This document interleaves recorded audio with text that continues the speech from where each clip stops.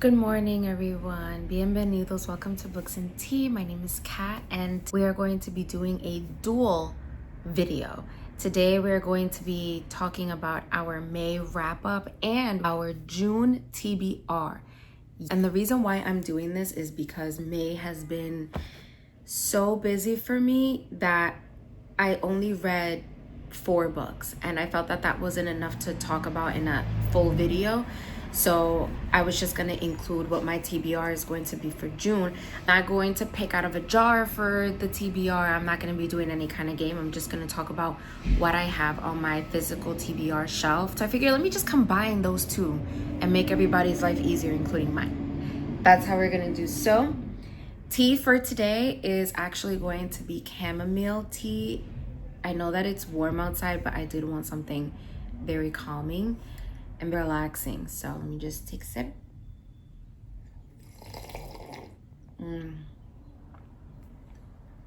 Good. All right, so grab yourself something to drink, grab something to eat, a nice snack, because we're gonna be here for a little bit to yap. Okay, we're gonna start off by talking about our May TBR. The first books that I read were The Rose Bargain and The Thorn Queen. This book I have mentioned already a couple of times. So for both The Rose Bargain and The Thorn Queen, I give them 4 stars. This was such a cute read, guys. Oh my God. It's 1800s England, and the aesthetic was so Bridgerton. It was so fairy and mystical creatures and fantastical world building. It was so cute. I definitely wanted to wait until the springtime to read it, because being able to sit outside in the park or at the beach or just being outside while reading this book had made it a lot more interactive, and it definitely gave me a better visual of the world that this was taking place in based on the description that it gave. And I'm a visuals girly. I really want to be able to see in my head what the story is about, and I want to fall in love with the world as it's being described. So I thought it was so perfect to read in May. I think May is the only time to read this book. So starting off with The Rose Bargain, it is basically England is being ruled by a fairy queen. This guy made a bargain with her many years ago during a war, and she decided to name him king. So he was the king of England, but he was only a king for 24 hours. And then he died. And then because there was nobody else to rule the throne, she decided to take it for herself. And it's one of those situations where you can make a bargain with the queen, but with any fairy. But if the bargain is not specific to the T, it can be made in any crazy way. And you have to sacrifice something for this bargain. It doesn't come to you for free. And when it comes to fairies, if you've read any other fantasy books, you know that they be playing games. You know what I'm saying? They really be trying to make it to benefit themselves more than anything. So here we have Ivy in her 18th year. She's about to enter into society and needs to get a husband, do all that fun stuff. And it just so happens that this specific year that she's entering is the same year that the queen's son is ready to take a wife. And so she's like, listen, I'm going to choose a couple of contestants, and you guys are going to do trials to see who is best suited for my son. And I will be in the decision-making part of it. So now the stakes are high, man. The things that they make them do is crazy. Like, I was shocked for a huge portion of it, because I'm like, damn, you don't feel even a little bad? But Ivy is a little bit skeptical about the whole system with bargaining, because her older sister Lydia made a bargain and it completely changed her. I mean, she doesn't want to talk about anything. She's closed off. She unfortunately made their family name tarnish, and so now everybody's looking at them crazy. So she has to juggle trying to save her sister and getting into this, wanting to marry the prince so that she can change the way that the bargaining system is treating the people of England. And then from there, she meets Emmett, who is the prince's brother, and they have to work together. And I thought it was a really cool concept to do, especially if you're fresh out of watching Bridgerton. I think you would highly, highly enjoy it. The way that it ended in the first book makes you want to immediately grab the second, which is why I specifically waited for the Thorn Queen to come out so that I can read it back to back, because I wasn't going to be able to wait. Yo no iba a esperar. So jumping into the Thorn Queen picks up right after the Rose Bargain ended. And I will say, even though I rated them both 4 stars, I want to say that I like the Thorn Queen more, but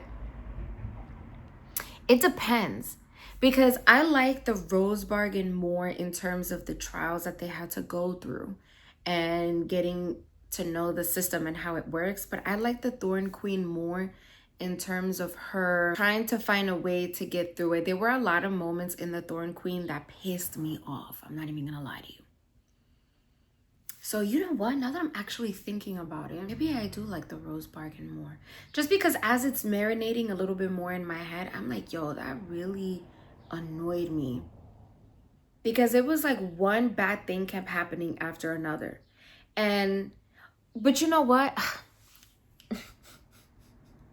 Guys, I'm sorry. This is literally my overthinking brain, and I can't make up my mind when it comes to stuff. I like them both. I'm just going to leave it with that. They're both 4 stars. I enjoyed them equally because there are parts of the Rose Bargain that I enjoyed and that I didn't, and then the same. So I think the biggest part of the Thorn Queen that I appreciated was the fact that I read a lot of fantasy books, y'all.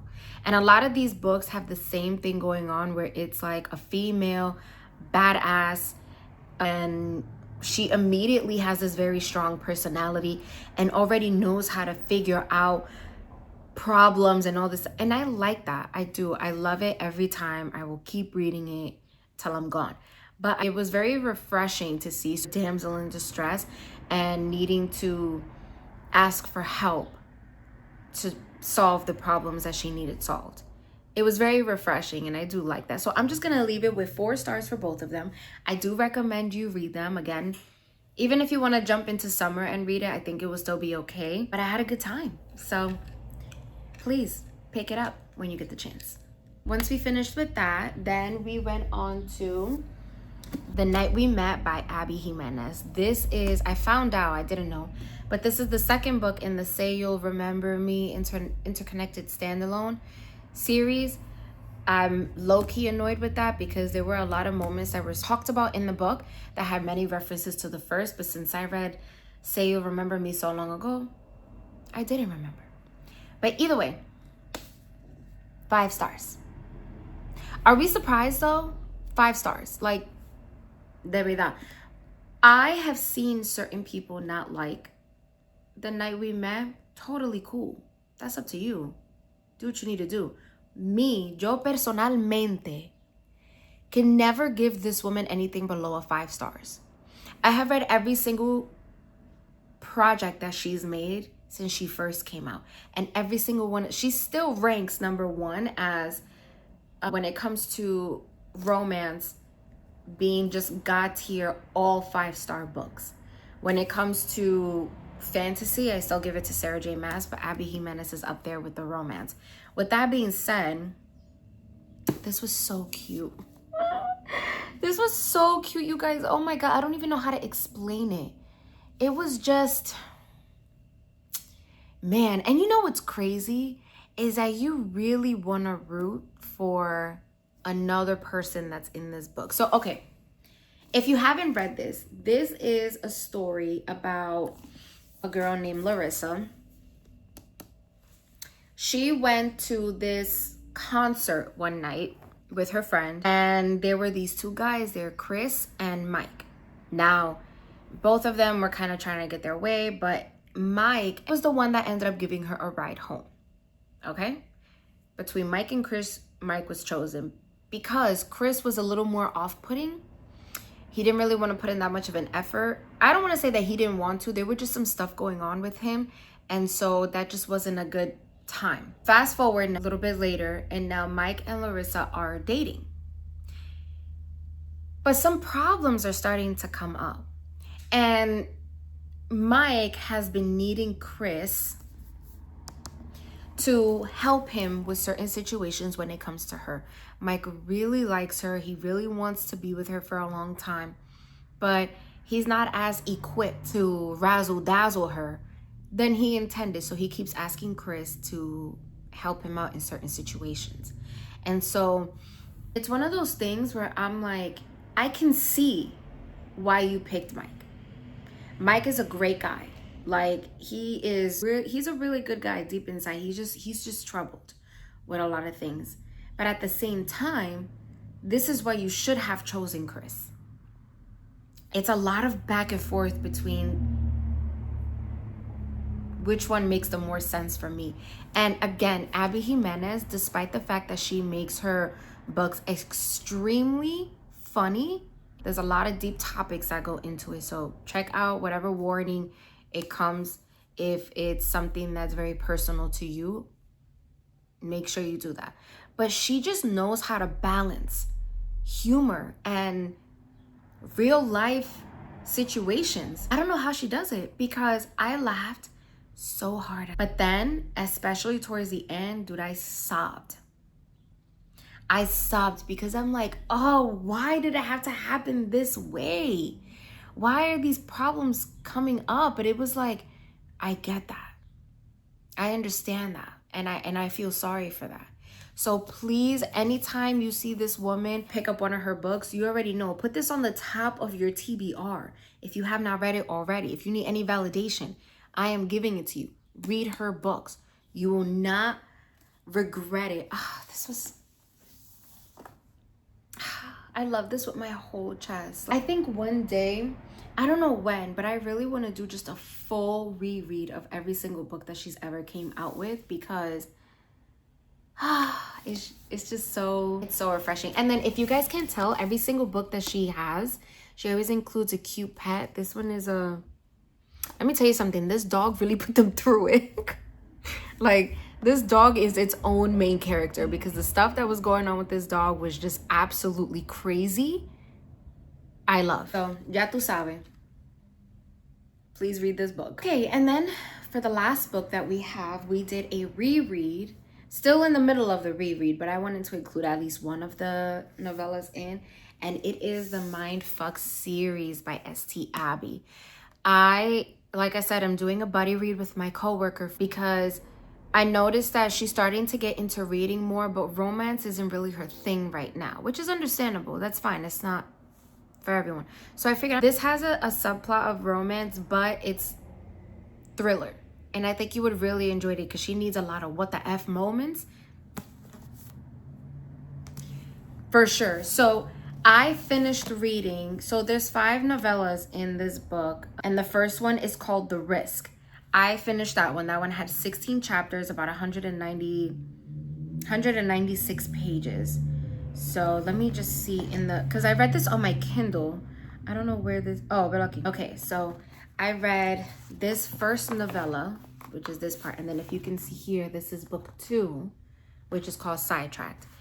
Bro, I don't think that there's any thriller book so far that has topped this. And that's not to say that the other thriller books weren't fantastic. That's not what I'm saying, because there's so many thriller books that are high on my list that I love them forever. But there's just nothing quite like this one. The premise, the execution, the validation, the women empowerment, the romance. I mean, it's just all concocted into one perfect book. I could tell you right now, guys, she's loving it.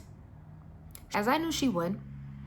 But if you have not read this already, I mean, I will personally find a way to send you this book. Or pay for the first month of Kindle Unlimited if you don't have it, just so you could download this book. I'll do that.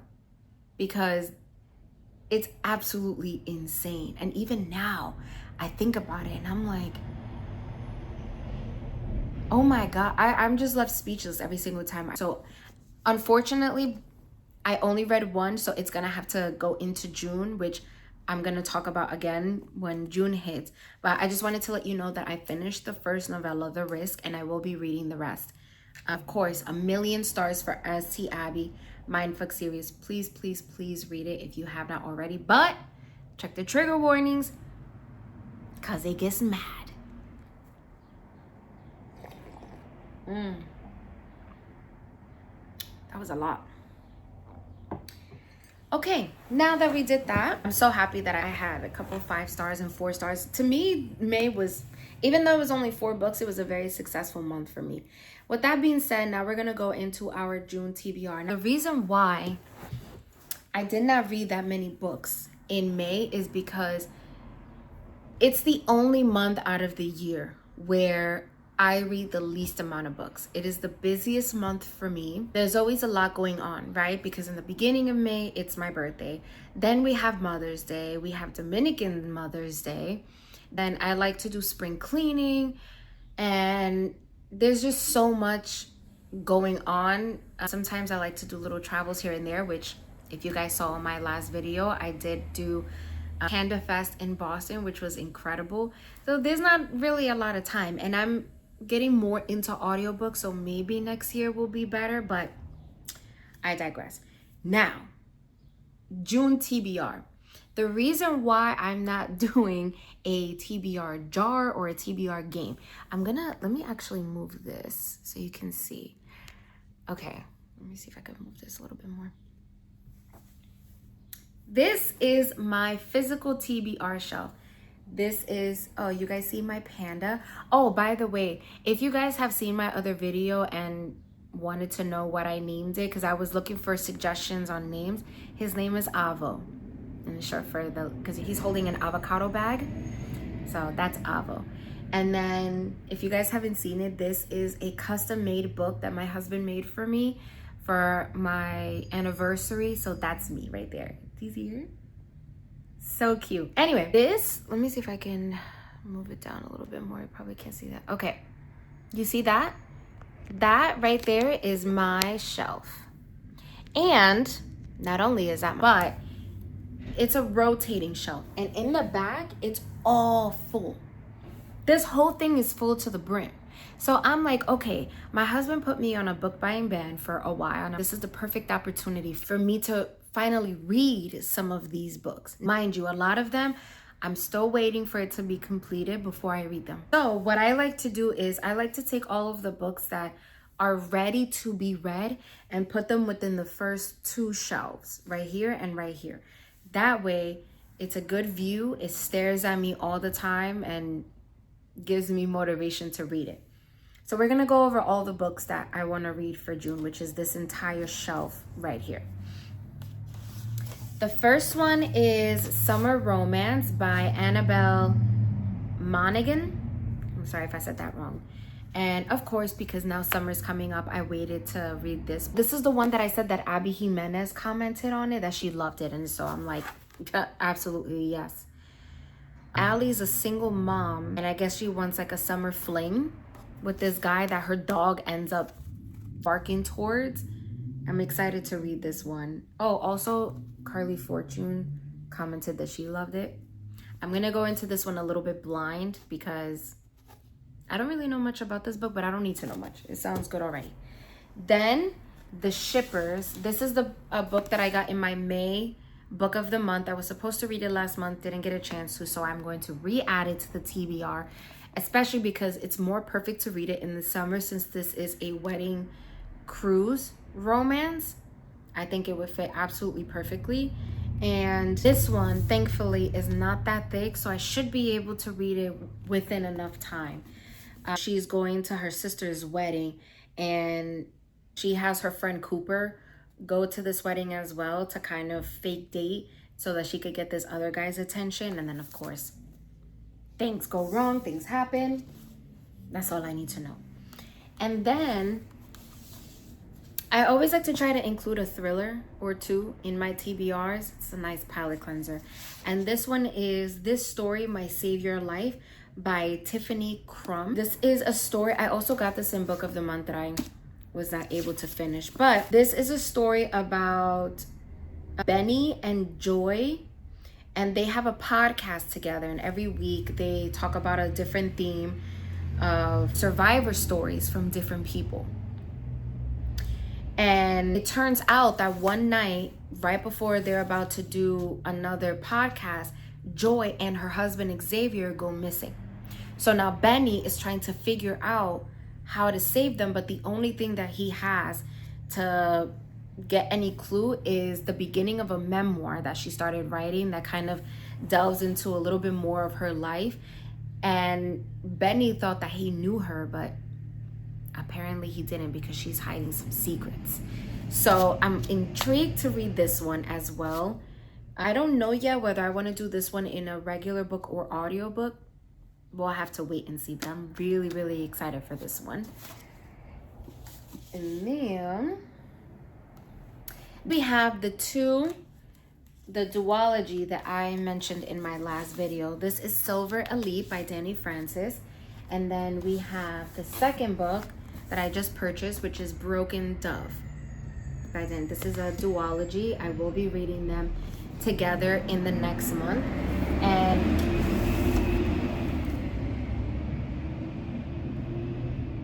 how rude. Yo, I swear it's like they don't know I'm recording.